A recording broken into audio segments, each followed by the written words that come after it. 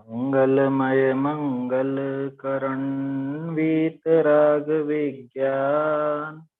नमो ताहि जाते भय अरहंतादि महान। करि मंगल करि हो महाग्रंथ करण को काज। जाते मिले समाज सब पावे निज पद राज। सम्यक ज्ञान चंद्रिका की पीठिका पर अपन बात कर रहे हैं। टोडरमल जी ने यहाँ पर बहुत अच्छे से अपने को समझाया है कि वास्तव में शास्त्राभ्यास में इसको प्रमाद नहीं करना चाहिए। शास्त्राभ्यास ज्ञानाभ्यास में इसको निरंतर लगे रहना चाहिए। हमारी बात है ना, हमें समझा रहे हैं कि भाई शास्त्राभ्यास में लगे रहोगे तब तो कुछ काम बनेगा, नहीं तो नहीं बनेगा। तो शास्त्राभ्यास छोड़ के बाकी कुछ भी करते रहो तो उस क्रिया से कुछ हासिल तो होने वाला है नहीं, क्योंकि उसको समझेगा नहीं है। फिर शास्त्राभ्यास के लिए माना भी सही तो कहने लगा कि भाई प्रथमानुयोग का ही पढ़ो या चरणानुयोग का ही पढ़ो। प्रथमानुयोग का ही अभ्यास करना चाहिए या चरणानुयोग का ही अभ्यास करना चाहिए। ये क्या अध्यात्म की बात या कर्म, ये जो कर्मों की बात चलती है कर्णानुयोग में, इसकी बात क्या करना। तो उसके भी सब जवाब दिए। टोडरमल जी ने समझाया यहाँ पर कि भाई जो उन क्रियाओं का पक्ष लेता है इतना, उन सभी क्रियाओं में, कौन सी क्रियाओं में, चाहे वो भक्ति हो, चाहे वो व्रत हो, चाहे वो तप हो, चाहे वो दान हो, चाहे वो विषय सेवन का त्याग हो, उन सब में शास्त्राभ्यास ही माने ज्ञानाभ्यास ही मुख्य है, क्योंकि उसके बिना इन सब का सही स्वरूप ख्याल में नहीं आता। ये सारे के सारे व्यर्थ हो जाते हैं और ये सही ढंग से नहीं बन पाते। ऐसी बात अपन ने देखी थी। उसके बाद बहुत बढ़िया प्रश्न था कि साहब हम देखते हैं बहुत से जीव शास्त्राभ्यास तो करते हैं। कल जो अपन ने प्रश्न देखा बहुत सुंदर है और वो ध्यान रखने लायक है कि शास्त्राभ्यास तो करते हैं वो जीव, लेकिन विषय आदि का त्याग नहीं करते, 5 इंद्रियों के विषयों का जरा भी त्याग नहीं करते। तो फिर ये बताओ उनके वो शास्त्राभ्यास कार्यकारी है या नहीं। अगर कार्यकारी है, मतलब वो लोग कुछ भी विषय भोगों का त्याग नहीं कर रहे हैं, जीवन में कुछ परिवर्तन नहीं आ रहा है, और फिर भी उनके शास्त्राभ्यास आप कार्यकारी बता रहे हो, तो जो बड़े बड़े महान लोग हो गए तीर्थंकर आदि, वो क्यों त्याग करते हैं विषय आदि। और अगर शास्त्राभ्यास कार्यकारी नहीं है तो फिर उसकी महिमा क्या रही, शास्त्राभ्यास करने को क्यों कहते हो, है ना। इस सामने वाले का प्रश्न था, तो कितना सुंदर उत्तर दिया था कि भाई सबसे पहले तो ये समझो शास्त्राभ्यासी 2 तरह के, एक तो धर्मार्थी, एक लोभार्थी, है ना। एक को तो कुछ सांसारिक विषय, सांसारिक लोभ है किसी भी बात, चाहे वो लज्जा हो, चाहे भय हो, चाहे गौरव हो, चाहे कुछ भी हो सकता है, कोई भी भावना हो सकती है ना। लोभ अकेले रुपए पैसे का नहीं होता है, मान कषाय का भी होता है, मान बढ़ाई के लिए या दूसरों को दूसरों में ऊंचा दिखने के लिए, ये सारी भावनाओं से भी वो अभ्यास कर सकता है। तो अगर ऐसे खोटे अभिप्राय पूर्वक वो शास्त्राभ्यास करता है तब तो उसके जीवन में कोई परिवर्तन दिखेगा नहीं, है ना।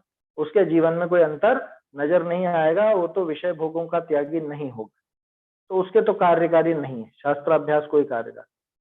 दूसरी बात कि अगर वो जीव उसी भावना से लोक दिखावे की भावना से अगर विषयों का त्याग भी करता है तो भी शास्त्राभ्यास कार्यकारी नहीं।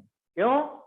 क्योंकि उसका वो मूल जो प्रयोजन है वो सिद्ध होने वाला नहीं है, अभिप्राय खोटा होने की वजह से। उसके अभिप्राय में खोट है, सांसारिक प्रयोजन से वो विषय आदि का त्याग कर रहा है, तो उसके भी शास्त्राभ्यास कार्यकारी। माने कुल मिला के बात यह है, जो धर्मार्थी होकर के अभ्यास नहीं करता वो तो विषय आदि का त्याग करे चाहे नहीं करे, उसके शास्त्राभ्यास कोई काम करे, और उसका वो दिखावा भी कोई काम का नहीं, है ना। अब दूसरा व्यक्ति कौन, धर्मार्थी जी, अगर कोई धर्मार्थी होकर के अपना आत्म कल्याण करने के लिए शास्त्रों का अभ्यास करेगा तो उसके जीवन में परिवर्तन आए बिना नहीं रहेगा, उसके विषय भोग घटेंगे ही घटेंगे। ये हो ही नहीं सकता कि वो शास्त्राभ्यास तो खूब करता रहे और इधर बाहर में सब अभक्ष भक्षण वगैरह चलता रहे, ये नहीं हो सकता। हाँ, कुछ विषय भोग जो उसकी भूमिका के लायक हैं, माने उसकी भूमिका में वो अन्याय वाले नहीं है, न्यायोचित ही है, ऐसे विषयों की प्रवृत्ति उसके देखी जा सकती है, वो उसमें कारण पिछले कर्म का उदय। तो उन विषयों का त्याग भले ना हो, है ना, लेकिन अन्याय रूप यानी उसकी भूमिका में अन्याय रूप विषयों का तो त्याग होगा ही होगा। देखो एक प्रकरण याद आ रहा है, पहले भी शायद आप लोगों को सुना चुका हूँ। बाबूजी गए थे देवलाली, है ना, और वहां पे उनको छठी गाथा लेनी थी, शायद पहले भी सुना है मैंने आप लोग। तो उन्होंने देखा, लोगों की प्रवृत्ति देखी, और 5-7 दिन तक कंटिन्यू बाहरी आचरण पर ही बोलते रहे। तो लोग सोच रहे हैं छठी गाथा आएगी, छठी गाथा आएगी, कब आएगी है? छठी गाथा मालूम है ना समय सार जी की? नवी हो दी अपमत्तो है, प्रमत्त मतलब प्रमत्त नहीं, अप्रमत्त नहीं, वो बात वहां पे लेनी।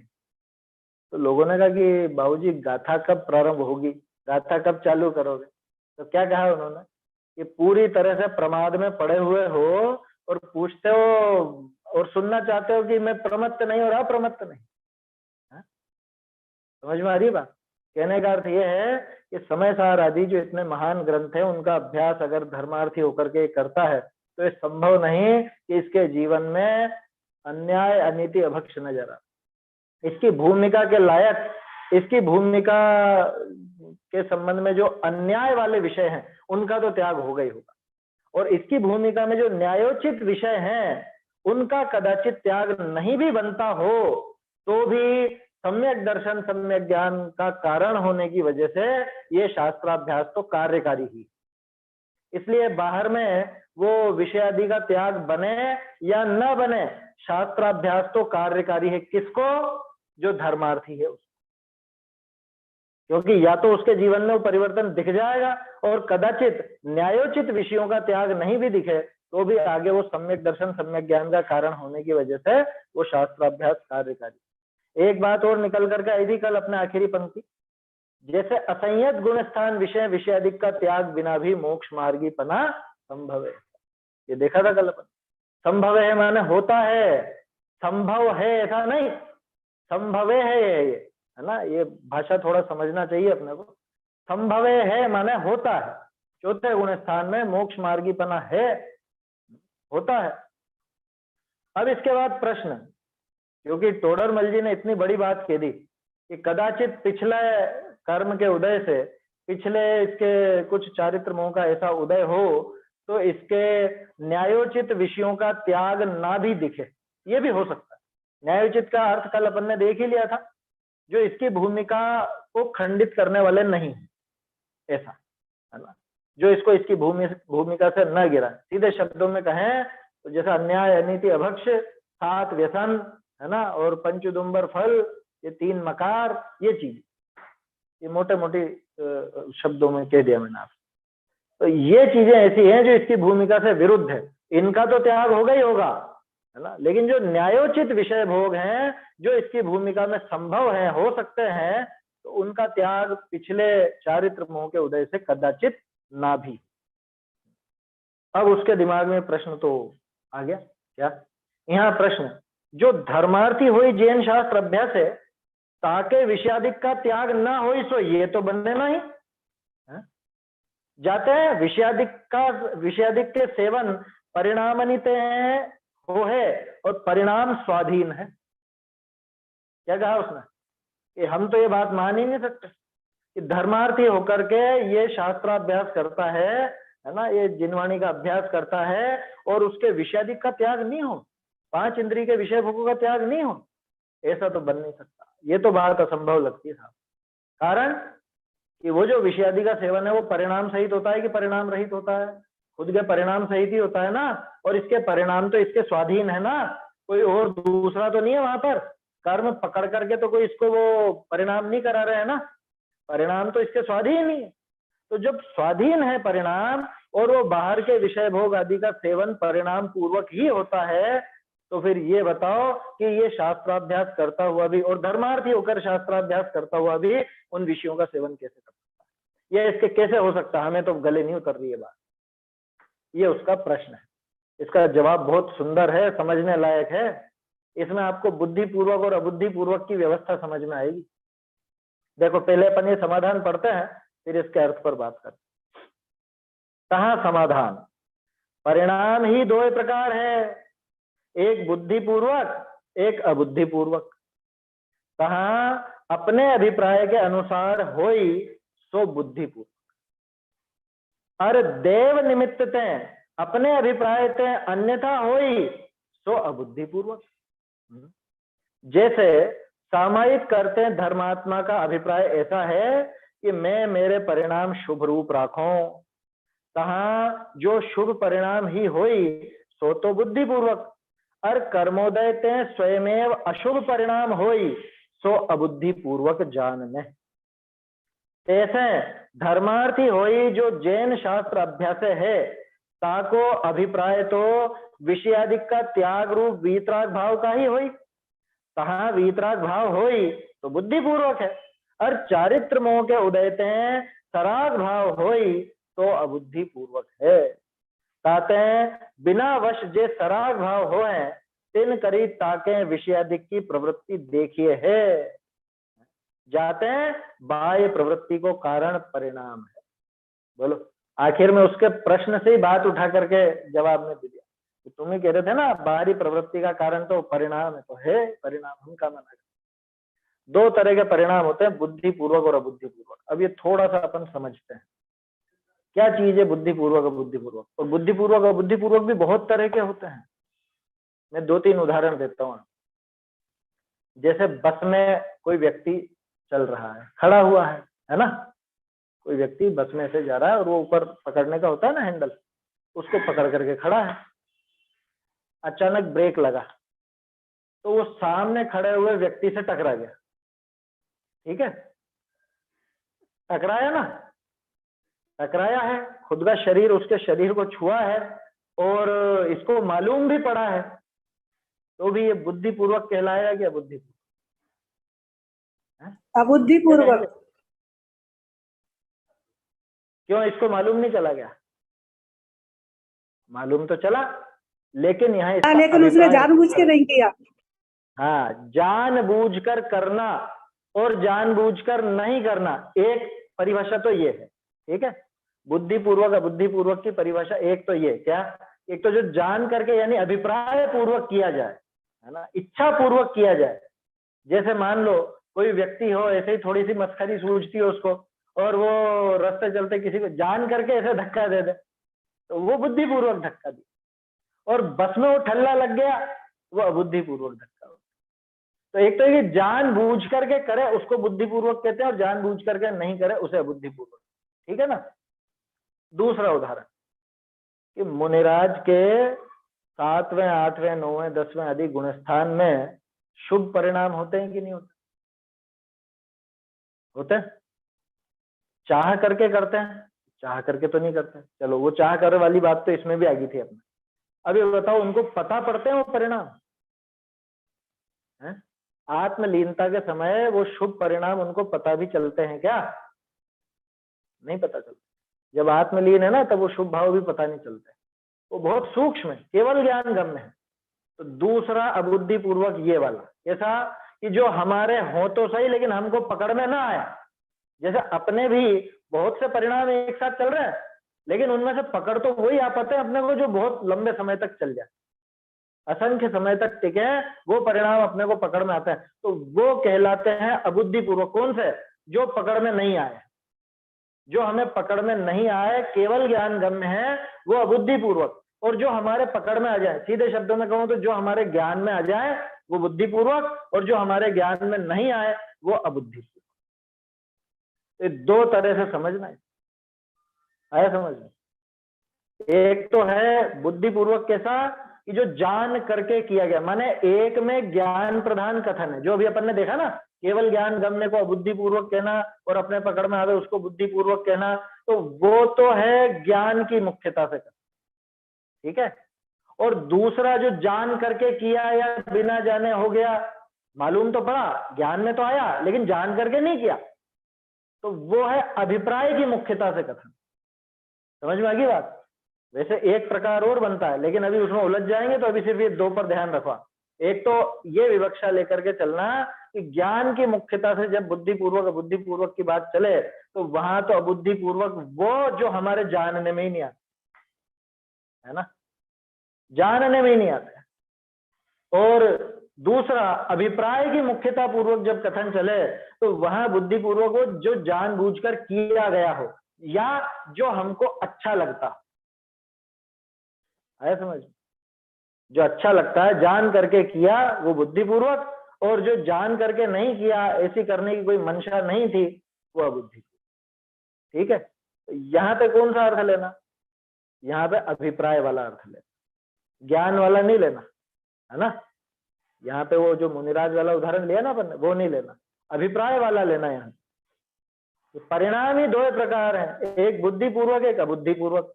कहा अपने अभिप्राय के अनुसार हो, आगे ना बात देखो, अभिप्राय हमारा अभिप्राय की मुख्यता है। कहा अपने अभिप्राय के अनुसार हो ही सो बुद्धिपूर्वक, माने वो करने में इसको रस आता हो, मालूम तो पड़ रहा है, खुद चला के भी कर रहा है, लेकिन कदाचित उसमें रस नहीं आवे, उस काम में इसको अच्छा नहीं लगता हो, आए समझ। अपने अभिप्राय के अनुसार हो सो बुद्धिपूर्वक, और देव निमित्त ते अपने अभिप्राय ते अन्यथा होई सो अबुद्धिपूर्वक। क्या मतलब, देव निमित्त थे, दो चीजें हैं ये, देव और निमित्त। देव यानी तो होनहार, ठीक है ना, और निमित्त वो कर्म। तो होनहारी ऐसी थी, इस वजह से ऐसा परिणाम हो गया, अथवा वो कर्म का निमित्त ऐसा था। देव या निमित्त से अपने अभिप्राय से अन्यथा होई, अभिप्राय से अन्यथा हुई मतलब ये कर रहा है कि नहीं कर रहा, कर तो यही रहा है, लेकिन करने का अभिप्राय नहीं, मंशा नहीं है इसकी ऐसी करने, सो अबुद्धिपूर्वक। देखो तीसरे प्रकार का उदाहरण भी समझ लो, है ना, समझ में आए तो ठीक, नहीं तो दो तो ध्यान रखना। तीसरा ऐसा कि जैसे वो डॉक्टर ने पेट चीरा, है ना, सर्जरी करी, डॉक्टर ने पेट चीर दिया, बोलो पेट चीरने का अभिप्राय है? अभिप्राय क्या है? अभिप्राय क्या है? मरीज को बचाने का अभिप्राय है ना, मरीज को बचाने का अभिप्राय है, पेट चीरने का अभिप्राय नहीं है वहां पर, ठीक है। दूसरा, वो डाकू ने पेट चीरा उसका क्या अभिप्राय है? वो तो मारना ही चाहता है, ये मारना नहीं चाहता, ऐसा। तो वो भी अंतर आता है ना, वो बारीकी भी है। यहाँ पे भी वैसी बात भी ले सकते हैं। अब वो हो गया, वो काम करा भी इस नहीं है, लेकिन करने का अभिप्राय नहीं, वो वाला यहाँ पे अबुद्धिपूर्वक। जैसे सामायिक करते धर्मात्मा का अभिप्राय कैसा रहता है? सामायिक करते हुए उसका अभिप्राय तो रहेगा कि मेरे शुभ भाव ही चले, जो पाठ में बोल रहा हूं उसी पाठ में मेरा चित्त रहे। अभी तो सिर्फ वो बाहरी सामायिक की बात कर रहे हैं, असली सामायिक तो आत्मलीनता है, लेकिन बाहरी सामायिक की भी बात कर रहे हैं तो उसमें भावना क्या रहती है? भावना उसमें यह कि मेरे परिणाम इसमें ही लगे रहें, जो पाठ में बोल रहा हूं उसके अर्थ की तरफ ही मेरे परिणाम लगे रहें, अन्य कोई बात का मुझे विचार ना।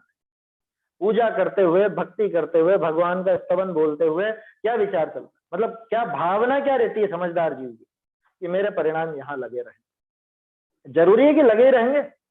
है कोई जरूरी नहीं है। कर्म का ऐसा उदय आया जो इसको चारित्र मोह तीव्र था, तो इसको दूसरे दूसरे विकल्प होने लगे। अरे बार बार खुद अपने आप को समझा भी रहा, अरे मैं कहाँ के फालतू के विकल्पों में उलझ, ये मुझे करने लायक नहीं, ये परिणाम उचित नहीं है, मुझे नहीं होने चाहिए, ये उसके मन में हो भी रहा है, और वापस से लाइन पे लगता भी है, लेकिन फिर पिछला उदय, वो कर्म का ऐसा उदय आ जाता है जो फिर से वो विचार चलना होता है ना, कई बार, कोई बड़ी बात नहीं। तो जैसे सामायिक करते धर्मात्मा के अभिप्राय तो ऐसा है कि मैं मेरे परिणाम शुभ रूप रखूं, ये जो सामायिक करने बैठा हूं तो सामायिक ही करूं, इसके पाठ में ही दिमाग रखूं, कहा जो शुभ परिणाम ही होए, जैसे उसका अभिप्राय था वैसा ही काम बन रहा है, सो तो बुद्धिपूर्वक, है ना।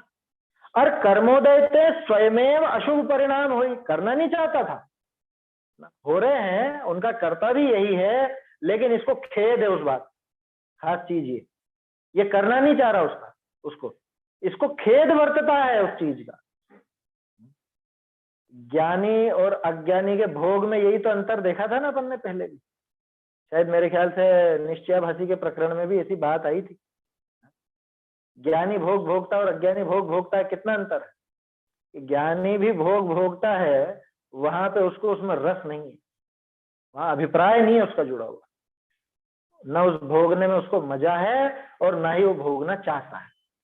और अज्ञानी अरे बढ़िया बढ़िया सुख, इसी में सुख, उसमें सुख मान करके वो लगा हुआ है। कर्मोदयते स्वयमेव अशुभ परिणाम हो, ये करना नहीं चाहता था अशुभ भाव, यानी दूसरी तरफ के भाव कुछ नहीं करना चाहता था, घर बार के विकल्प, व्यापार धंधे के विकल्प नहीं करना चाहता था उस पूजा के समय, भक्ति के समय, सामायिक के समय, लेकिन हो गया वो कर्मोदय से। सो अबुद्धि पूर्वक जान, यहाँ पे ज्ञान में आने वाला अर्थ मत लेना, ज्ञान में उसको सब आ रहा है, यहाँ ऐसे परिणाम हुए, खोटे परिणाम हुए, अच्छे नहीं है, ये सब आ रहा है। अब उसमें अगर उसको खेद नहीं बरते तो समझना है बुद्धिपूर्वक, और अगर खेद वर्तता है तो समझना इसके अबुद्धिपूर्वक। हुए तो है परिणाम वो खराब, और अच्छी बात नहीं है परिणाम खराब होना, काम तो गलत ही हुआ है, लेकिन इसको ये करने का अभिप्राय नहीं था। ये वैसा है जैसे चलते हुए बस में ठल्ला लग गया, है ना, बस ड्राइवर ने ब्रेक लगाया और एकदम से ये आगे वाले व्यक्ति से जाके टकरा गया, तो इसमें जान करके नहीं किया, लेकिन हो ही गया, और क्या है, वो तो गया होगा। तो वैसा बुद्धिपूर्वक लेना यहाँ पे, समझ में आ रही है बात। तो तहां जो शुभ परिणाम हो सो बुद्धिपूर्वक, और कर्मोदयते स्वयं अशुभ परिणाम हो सो अबुद्धिपूर्वक जान। तैसे अब उदाहरण को इधर घटित करो, धर्मार्थी होई जो जैन शास्त्र अभ्यास है, ताको अभिप्राय तो विषयादिक का त्याग रूप वीतराग भाव का ही होई। बोलो, उसका अभिप्राय तो क्या रहता है, वीतराग भाव बढ़ाने का अभिप्राय रहता है वो तो, और तहां वीतराग भाव हो, मान लो उसके विरक्ति बढ़े, वीतराग परिणाम बढ़े, है ना, सम्यक्त्वादि की प्राप्ति हो, तो बुद्धिपूर्वक ही। और चारित्र मोह के उदयते सराग भाव हो तो अबुद्धिपूर्वक है, वो अबुद्धिपूर्वक। वहां पे राग भाव आ गया, उसको वो करना नहीं चाहता, लेकिन आ गया, शास्त्राभ्यास के माध्यम से अपने वीतराग भाव की ही बढ़ोतरी करना चाहता है, उसी में लगना चाहता है। ताते बिना वश, कितना सटीक शब्द दिया टोडरमल जी ने, अबुद्धिपूर्वक को समझना है तो बिना वश, ताते बिना वश जे सराग भाव हो हैं, इन करी ताके विषयादिक की प्रवृत्ति देखिए। जो इसके वश में नहीं है, अब आ ही रहे, बार बार आ रहे हैं, क्या करो, बिना वश जो सराग भाव होते हैं उनके द्वारा उसके विषयादि की प्रवृत्ति दिखती। अब जाके जवाब आया, है ना।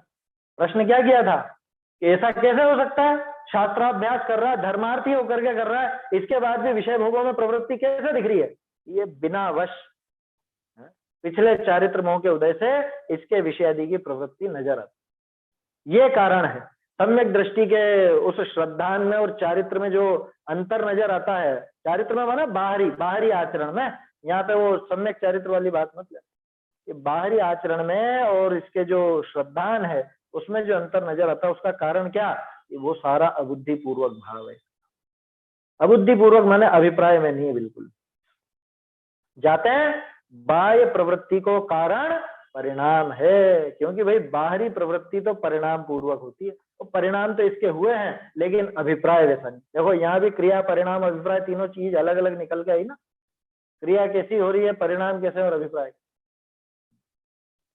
बहुत बारीक अंतर है। ये तो ज्ञानी खुद की प्रवृत्ति खुद ही जान सकता है, अज्ञानी को उसमें मजा आता है, अज्ञानी को वो अच्छा लगता है, वो उसकी रुचि का विषय है, और ज्ञानी को वो रुचि का विषय नहीं है। समझ में आ रही बात, उसकी रुचि नहीं है, अभिप्राय नहीं है, इसलिए उसके लिए वो अबुद्धिपूर्वक ही। ज्ञान में आने वाली बात मत लेना यार, ज्ञान में तो आ रहा है, उसके जान तो रहा है वो, लेकिन उसकी रुचि नहीं है, अभिप्राय नहीं है, इस वजह से वो परिणाम उसके अपने आप बिगड़ रहे हैं पिछले उस कर्म के उदय के कारण, और इस वजह से उसके वो बाहरी प्रवृत्ति वैसी नजर आती। बहुत बढ़िया प्रकरण है ये, पेज तो गजब का, 8 नंबर पेज तो बहुत रहस्य भरे हुए हैं इसके अंदर। यहाँ तर्क जो ऐसे है तो हम भी विषयाधिक सेवेंगे और कहेंगे हमारे उदयाधीन कार्य हो क्या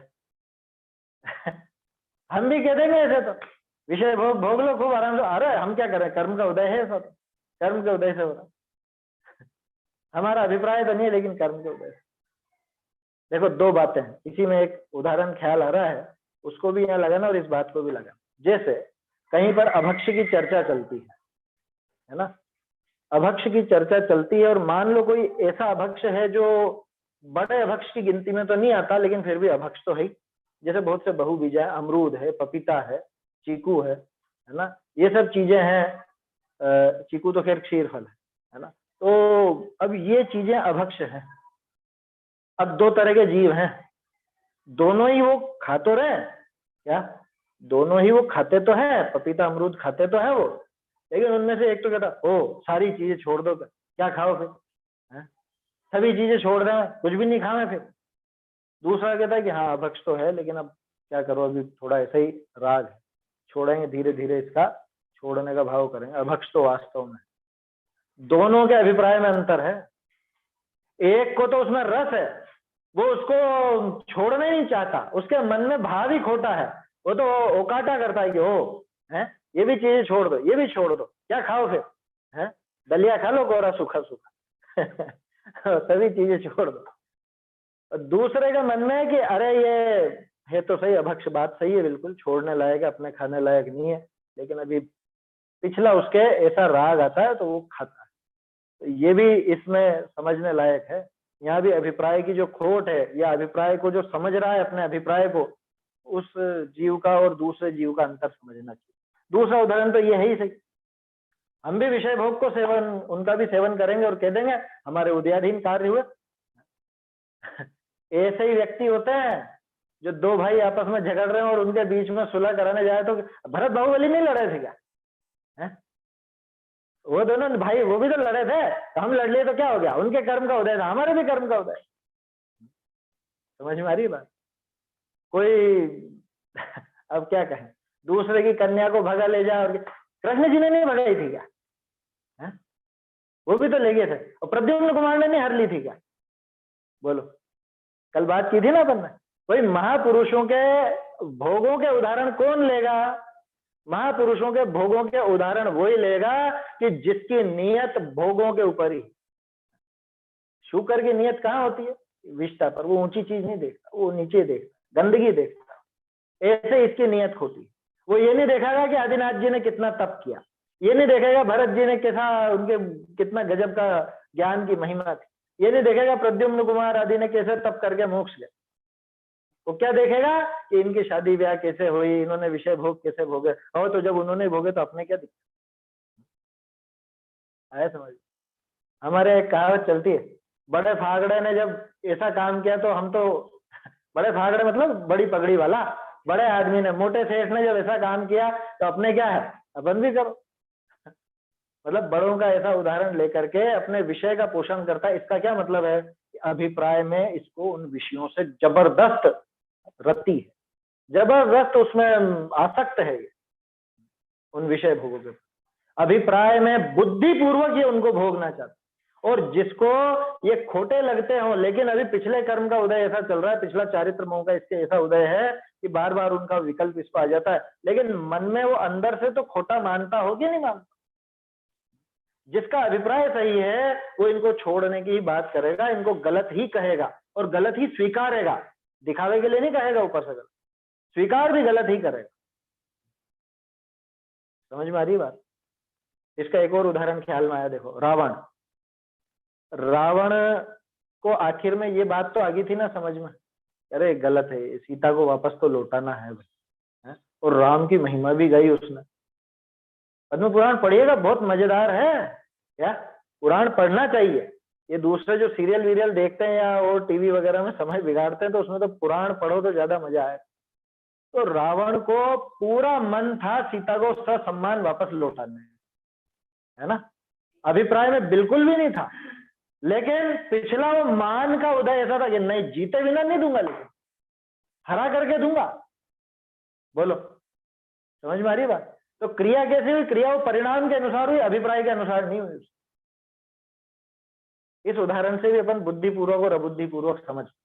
रावण सीता पर बुद्धिपूर्वक आसक्त नहीं था, है ना, बुद्धिपूर्वक नहीं, मतलब उसको अभिप्राय में ऐसा नहीं था कि मैं इसको पत्नी बनाऊंगा या पत्नी बनाकर रखूं। बाद की बात कर रहा हूं, पहले की बात जाने देना। पहले तो भले वो सुंदरता पर मुग्ध होकर के ही लाया हो, लेकिन बाद में उसके परिणाम थोड़े अभिप्राय तो सुधरा थोड़ा, अरे नहीं ये गलत है और उचित नहीं है, मैं इसको ससम्मान वापस करूंगा, लेकिन जीत कर, राम जी को जीतने के बाद ही दूंगा, ऐसे नहीं दूंगा। तो क्या कहा इसने, जो ऐसे है तो हम भी विषयाधिक का सेवन करेंगे और कहेंगे कि हमारे उदयाधीन कार्य हो है, कि हमारे तो उदय से हो रहा है ऐसा काम। देखो रावण के भी तो हुआ ना, रावण भी उसको रखना नहीं चाहता लेकिन रखा ही ना। हम भी ये भोगना नहीं चाहते हैं, लेकिन क्या करें, पिछला उदय है तो भोग रहे। अब हम क्या करें, हम तो इन चीजों के प्रति कोई आसक्त नहीं है, लेकिन ये पुण्य के उदय से सब भोग मिल गए तो भोग रहे। बोलो तो उसको क्या बोलेंगे, उसको क्या बोलेंगे, अनीति? उसको क्या बोला जाएगा, अनीति या अन्याय? इसको जो रावण ने का भाव था, अनीति करी ना उसने सीता के साथ। हाँ अनीति तो थी ना, अन्याय था वो, अन्याय है ना, अन्याय ही था। हाँ अन्याय है वो हर करके ले गया तो ये तो अन्याय ही तो था। तो फिर उसका ये पक्ष लेके कोई भी जीव सोचे तो वो भी अन्याय पे चलता फिर हिसाब से, 100% अन्याय पर। दूसरा जो कोई उदाहरण देके ऐसे भाव रख के तो वो क्या करता है ना, 100% अन्याय ही है वो, उसका उदाहरण लेकर के करे। हाँ, ऐसा उदाहरण लेकर के और अपने विषय कषाय का उन भोगों का पोषण करे, 100% अन्याय। हाँ, अरे तो रावण का तो छोड़ो, रावण तो नरकगामी था। आदिनाथ जी का, भरत जी का इत्यादि जो भी मोक्षगामी हुए हैं, और उनका उदाहरण लेकर के अपने विषय भोगों का पोषण करे, ये महान अनीति है, महान अनीति, स्पष्ट पाप का पोषण। आदिनाथ जी जन्मदिन मनाते थे, हमने मना लिया तो क्या हो गया? आदिनाथ जी ने तप करा था, तूने करा? आदिनाथ जी ने 6 महीने का उपवास किया था, तूने किया? भरत जी ने 96,000 रानियां की थी, हम 2-4 रख ले में तो क्या दिक्कत है? अरे भरत जी ने की थी और उनके विरक्ति कितनी थी और तेरे विरक्ति कितनी है, और उन्होंने छोड़ी भी तो थी, तू एक को भी छोड़ने को तैयार है? समझ में आई बात? वहां अबुद्धि पूर्वक, यहाँ बुद्धि पूर्वक, ऐसा समझना। भरत जी का नियोग था, वो तो चक्रवर्ती थे, वो पुण्य का उदय वैसा आना ही था, तो उनके भी परिणाम भी उसी अनुसार होने भी थे, तो वो सारा काम उनके अभिप्राय में नहीं था। ऐसा अभिप्राय में रत्ती भर भी नहीं था कि मैं 6 खंड का राज करूं या 96,000 शादियां करूं या ऐसा कुछ। और इसके तो मन में चोर बैठा, ये तो उनके उदाहरण ले लेकर के अपने भोगों का पोषण करना चाहता। ये होता है बुद्धिपूर्वक, इसको कहते हैं बुद्धिपूर्वक भोग भोगना। लेकिन बहाना क्या बनाया इसने कि हम तो भोग भोगेंगे खूब और कह देंगे कि हमारे बुद्धिपूर्वक परिणाम नहीं है, ये तो पिछले कर्म के उदय से हो रहे हैं साहब, हम क्या करें? हमारे पुण्य का उदय जो तो भोगेंगे सही ना। अरे भाई पुण्य का उदय ऐसा है कि मुझे 4 रोटी खानी है तो 4 रोटी तो खाऊंगा ही सही ना, है? मेरा भाव नहीं है लेकिन क्या करूं, वो तो खानी है जो खानी है। मुझे मिठाइयां खाने का योग है तो मिठाइयां ही तो खाऊंगा। अब उसमें मैं क्या कर सकता? ऐसा बहाना बनाए कोई, मैंने तो फिर भी भक्ष्य पदार्थ की गई। लोग इतने उल्टे भी होते हैं, क्या करें साहब? देखो ऐसा ही योग है, ऐसे पुण्य का उदय है कि बाहर की भी सब चीजें बन बन करके हमारे लिए तैयार हो जाती हैं। बाहर बाजार में कचौरियां बन जाती हैं, पानी पताशे बन जाते हैं, और वो आजकल क्या क्या चल गया, वो फास्ट फूड सारा का सारा वो सब बन जाता है। वो पुण्य के उदय से बन गए, तो पिछला उदय है हमारा, तो इसलिए खाने में आ रही है, हमारे अभिप्राय में। कितना नीच व्यक्ति है जो इस तरह की बात करता है। देखो ताको कहिए, जवाब देखो टोडरमल जी का बहुत सुंदर। रे मूर्ख, बेड़ते संबोधन क्या दिया? रे मूर्ख, किछु कहने ते तो होता नहीं, सिद्धि तो अभिप्राय के अनुसार है। ताते जैन शास्त्र के अभ्यास से अपने अभिप्राय को सम्यक रूप करना, और अंतरंग विषय विषयाधिक सेवन का अभिप्राय होते हैं तो धर्मार्थी नाम पावे नहीं। 2 टप्पे जवाब दे दिया। कुछ कहने से थोड़ी ना हो जाता है, तू कह देगा और तेरी बात मान लेंगे, तेरी बात मान ली जाएगी, कर्म छोड़ देंगे तेरे कि मेरा अभिप्राय नहीं है तो पिछले उदय में हो रहा है। झूठ बोलता है, अंदर से पूरा अभिप्राय पड़ा हुआ है और बाहर में उन विषयों का सेवन करता है और कहता है कि मेरा अभिप्राय नहीं। कहने से कुछ नहीं होता, सिद्धि तो अभिप्राय के अनुसार है। जैसा तेरा अभिप्राय होगा वैसा ही फल मिलेगा, चिंता ही मत कर। यहाँ किसको बेवकूफ बना रहा है? हमसे कहने से लाभ क्या है?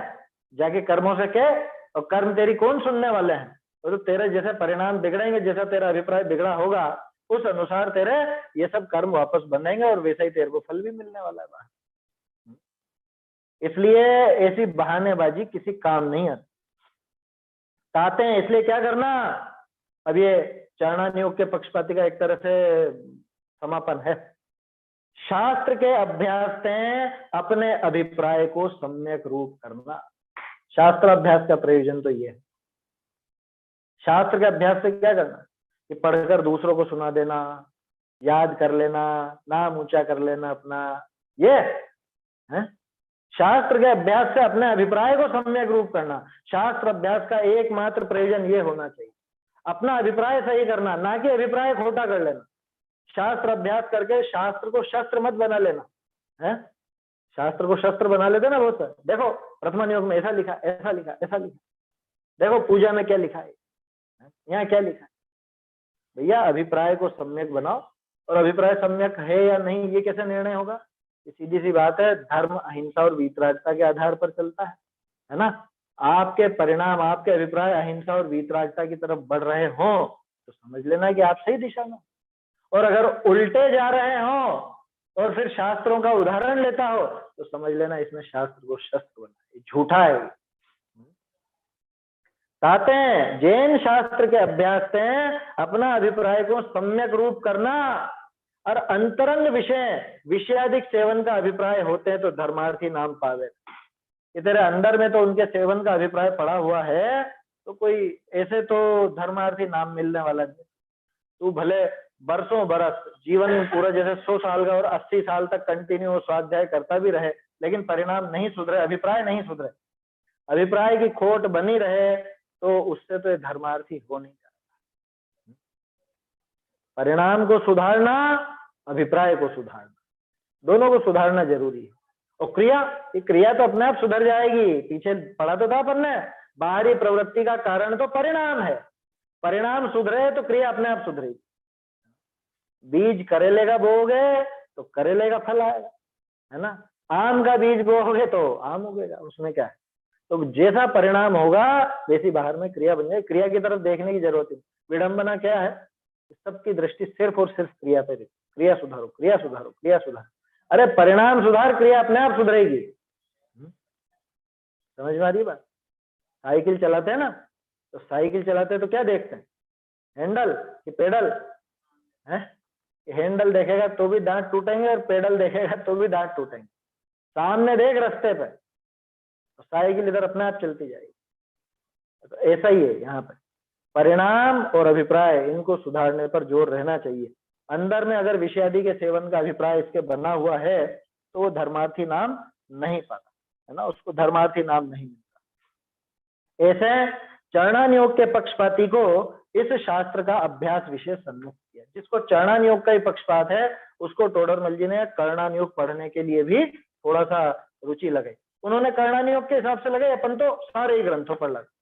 जिसको सिर्फ चरणानुयोग का अथवा बाहरी क्रिया का रस है उसको शास्त्राभ्यास, सही ढंग से शास्त्राभ्यास करने की प्रेरणा। अब बहुत बढ़िया प्रकरण, द्रव्यानुयोग का पक्षपात, या सीधे शब्दों में कहें तो इससे निकला स्वच्छंदी वाला प्रकरण, निश्चयाभासी का प्रकरण यहीं से निकला। अब द्रव्यानुयोग का पक्षपाती कहे है, क्या कहता कि इस शास्त्र विषय जीव के गुण स्थानादिक रूप विशेष और कर्म के विशेष वर्णन किए, तिनको जाने अनेक विकल्प तरंग उठे और किछु सिद्धि नहीं। ताते अपने शुद्ध स्वरूप को अनुभवना व अपना और पर का भेद विज्ञान करना इतना ही कार्यकारी है, अथवा इनके उपदेशक जो अध्यात्म शास्त्र तिनका ही अभ्यास करना योग्य है। बोलो, ये का यही प्रकरण है निश्चयाभासी का प्रकरण, यही बातें कही उसने, है ना। इसी को डेवलप करके उन्होंने निश्चयाभासी का प्रकरण लिखा है टोडरमल जी साहब। क्या कहा, इस शास्त्र में आप जो लिख रहे हो ये घुमट सार, जीव कांड, कर्म कांड, लब्धि सार, क्षपणा सार, तो इसमें तो गुण स्थान आदि तो जीव के विशेष बता दिए, माने जीव की जो विशेषता है। विशेषता का मतलब यहाँ विशेष का अर्थ विशेषता नहीं, विशेष का अर्थ भेद, प्रभेद, है ना। ये चर्चा तो पहले भी अपन कर चुके। विशेष माने भेद। तो इस शास्त्र में गुण स्थान आदि रूप विशेष किसके, जीव के, और कर्म के विशेष तरह तरह की जो कर्म की दशाएं होती हैं, बंध, सत्ता, उदय, उदीर्णा, उत्कर्षण, अपकर्षण, संक्रमण, निधत्ते, निकाचित, है उपशम, जैसे 10 प्रकार के अलग अलग परिणाम होते हैं, इन सब का वर्णन भी है। गोमठसार कर्म कांड में कर्मों के विशेष बताए, गोमठसार जीव कांड में जीव के विशेष बताए, गुण स्थान, मार्गण स्थान, जीव समास इत्यादि। तो ये सारे वर्णन किए, उनको जानने पर अनेक विकल्प तरंग उठती और किछु सिद्धि ना। बोलो, ऐसा विकल्प तो बहुत खड़े होते हैं कि वो ऐसा होगा, उसका ऐसा नियम, चौथे गुण स्थान का ऐसा नियम, पांचवे का ऐसा, छठे सातवें का ऐसा है, और इस प्रकार का निवृत्तिकरण ऐसा, पूर्वकरण ऐसा, दिमाग घूम जाता है सब। विकल्प बहुत खड़े होते, विकल्प बहुत है, विकल्प तरंग तो बहुत है और सिद्धि कुछ भी नहीं। हासिल क्या होता है बताओ? ये वैसे ही तर्क है जैसे पहले उसने दिया था ना, इसने चरणानुयोग वाले ने दिया कि प्रथमानुयोग वाले ने दिया? चरणानुयोग वाले ने। जान लो, जान के सिद्धि क्या होगी? जान लो साहब, ऐसे ऐसे कर्म है, ऐसे ऐसे जीव के परिणाम होते हैं, और ये होता है और वो होता है। जान करके सिद्धि क्या कर लोगे? लाभ क्या इससे? सिद्ध क्या होना है? सुमेरु पर्वत जान लिया साहब 1 लाख योजन का है, 1000 योजन की तो नींव है, और 40 योजन की चूलिका भी है, और ऐसे ऐसे वो शिलाएं बनी हुई है, उस पर ऐसे ऐसे जिनालय हैं। जान लिया, क्या कर लोगे? न तो सुमेरु जा सकते आप, न उस बात को सिद्ध करके बता सकते किसी के सामने। जान के कर क्या लिया? विकल्पों की तरंग और उठती है। तो सिद्धि क्या हुई? सिद्धि तो कुछ हो नहीं रही। इसलिए क्या करना? ताते अपने शुद्ध स्वरूप को अनुभवना, या तो भाई आत्मा में लीन रहो, अध्यात्म का जो मुख्य उपदेश है, आत्मा की लीनता करो, आत्मा का अनुभव करो शुद्ध स्वरूप का, या अपना और पर का भेद विज्ञान करना। सीधे शब्दों में कहे तो आत्मानुभूति और तत्व विचार, है ना? आत्मानुभूति और तत्व विचार, ये विकल्प चले तो ये तत्व के चले, भेद विज्ञान के चले, और नहीं तो निर्विकल्प दशा में आत्मलीन हो, मस्त। और क्या करना? ये था फालतू की बातों में उलझ गए। क्या करणानियोग की बात करते, ये सामने वाले का कहना है। इसी को अपन आगे बढ़ा करके यूं लो, करणानियोग के लिए लिखा टोडरमल जी ने, तो अपन सभी शास्त्रों के ऊपर ऐसा लो कि क्या धरा है शास्त्राभ्यास में? पढ़ पढ़ के पत्थर भरे भय नदी के टोल, समझ में? ऐसी कहावत चलती है ना, क्या पढ़ पढ़ के तो पत्थर हो जाते हैं लोग। पढ़ते रहोगे क्या फायदा? आत्मा का अनुभव करो, मत पढ़ो, कुछ भी मत पढ़ो, अनुभव करो, शुद्ध आत्मा का अनुभव करो, और भेद विज्ञान के विकल्प करो, बस। ध्यान रखना, टोडरमल जी ने करणानियोग के ऊपर लिया, अपन शास्त्राभ्यास के ऊपर लिया, क्योंकि अपन इसको शास्त्राभ्यास की प्रेरणा के रूप में ही पढ़ रहे हैं। इतना ही कार्यकारी है। देखो बात तो वाजिब है उसकी, कार्यकारी तो यही है? क्या कमी है इस बात में? अथवा इनके उपदेशक जो अध्यात्म शास्त्र, तिनका ही अभ्यास करना योग्य है। अगर तुमको शास्त्र पढ़ने का मन भी हो तो उन्हीं शास्त्रों को पढ़ो कि जिसमें आत्म स्वरूप की बात हो, आत्मा के स्वरूप की महिमा गाई गई हो, और जिसमें भेद विज्ञान की बात आती हो। बस इसके अलावा कुछ भी मत पढ़ो। बोलो, इसको अध्यात्म का पक्ष है या पक्षपात है? चर्चा की थी ना अपन ने, पक्ष और पक्षपात की। किसको कहते हैं पक्ष और किसको कहते हैं पक्षपात? भाई कोई वस्तु, कोई विषय प्रिय लगना वो तो पक्ष है, लेकिन उसके प्रिय लगने से दूसरे सब बेकार लगने लग गए, उसके प्रिय लगने से दूसरे सब व्यर्थ हो गए, ये पक्षपात। अध्यात्म का पक्ष होना कोई गलत नहीं है। कोई शास्त्र विशेष प्रिय लगा तो मैं बार बार पढ़ूंगा उसको, लेकिन इसका अर्थ ये थोड़ी ना है कि मैं दूसरे शास्त्रों को बेकार कह दूं या दूसरे शास्त्र बेकार ही हो गए, ऐसा तो उसका आशय नहीं। तो क्या करना है कि भैया मुख्य कार्य तो यही है कि आत्मलीनता करो या फिर भेद विज्ञान के विकल्प करो, और अगर पढ़ने का मन हो तो ये अध्यात्म ग्रंथ पढ़ो, वैराग्य के ग्रंथ पढ़ो। बाकी ग्रंथों में इनमें क्या धरा है? ये करणानियोग में और इसमें है, हाँ, इन बातों में उलझ। ये सामने वाले का तर्क है, ये द्रव्यानुयोग का पक्षपाती कह रहा है, ये निर्णय नहीं निकला, ध्यान रखना। ये तो कोई ये बात सुनकर ये सोचे कि हाँ बस यही प्रेरणा ले लिया अपन ने, तो और कुछ नहीं पढ़ा। ये कह रहे हैं, ये तो अभी सामने वाले ने तर्क किया है, द्रव्यानुयोग के पक्षपाती ने, जो उसके पक्ष में गिरा हुआ है, इतना गिरा हुआ कि दूसरी जिनवाणी उसको बिल्कुल व्यर्थ लगती, ऐसे जीव ने यहाँ प्रश्न किया। और इसका उत्तर जो है ये तो अपन कल देखेंगे, द्रव्यानुयोग के पक्षपाती का निराकरण, है ना। चलिए